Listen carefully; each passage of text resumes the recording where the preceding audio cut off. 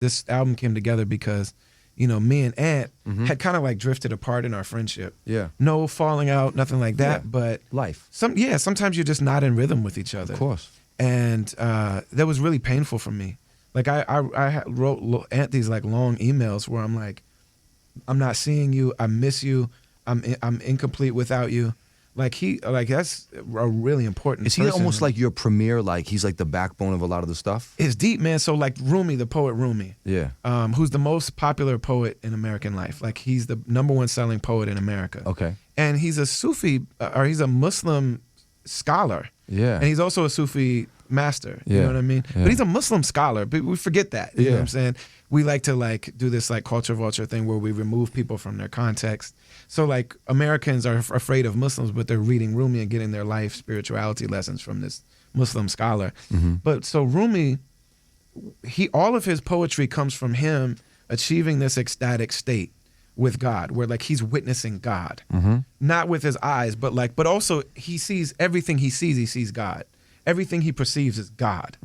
And so he achieves these states, and then he just starts versifying like Jay-Z. You know what I'm saying? Like off the top, from his heart and off the top of his head. And he's got a guy there that writes it. And so all of Rumi's poetry is like that. It's not Rumi sitting there with a pen like, well, he's channeling, and there's a guy scribing it. And like, right. Wow. What they found out later is that Rumi couldn't achieve that state without that guy. And so that's what Ant is for me. And I think it's the same for Slug. So like there's certain places that I can't get unless I'm with Ant because of the type of friends we are. But then also, so like we talk and we're rebuilding our friendship. We both ended up in the Bay. I was going to school out there. Yeah. And then Ant was out there and, had this life transformation that he could talk about if he wants to, but basically had this beautiful, like amazing transformation in his life. You talked about like talking to him now. His daughter and like, anything, he's so ecstatic, he's man. in a beautiful place. But I've always known he was beautiful. Yeah, man. I've always believed that Ant is a He's saint. the man. Yeah. Sometimes saints have outward things that throw you off the scent.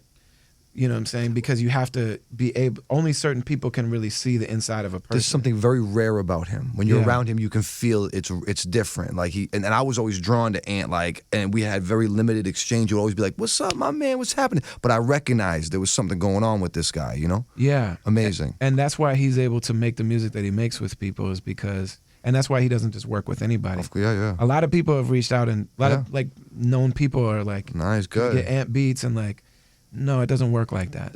Right. I work with people that I see the core of who they are, and I want to help them make the music that can show that. So we were in Oakland, amazing. And we sat with this guy named G Coop, who plays every instrument under the sun. The musical part of Bad and Bougie, that's G Coop. Wow. The musical part of like I Got the Keys with Khaled and Future and that's Jay-Z, this guy. that's G Coop. Whoa.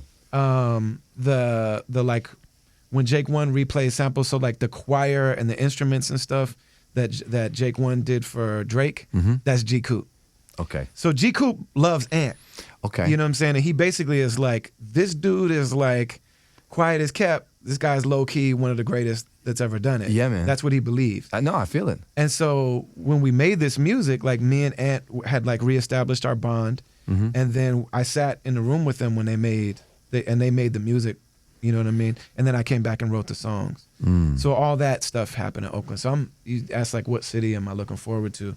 I'm really excited about going to Oakland. Yeah, that's a very, very cool thing, man.